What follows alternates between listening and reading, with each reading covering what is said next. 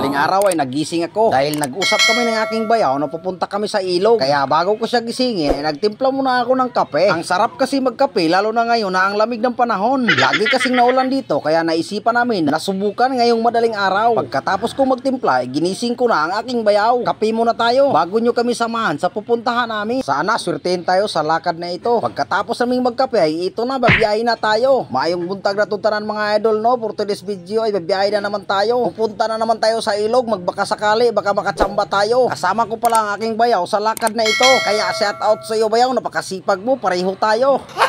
Noong nakaraan, ginising mo ko, ngayon naman ako naman ang gumising sa'yo. Kaya manos na tayo. Agay! Sa totoo lang, ang sarap pa sana matulog sa mga ganitong oras. Lalo na ngayong birmans na at malamig na ang panahon. Malapit na naman ang bonus ng mga nagtatrabaho. Mapapasana all ka na lang. Sana all may bonus.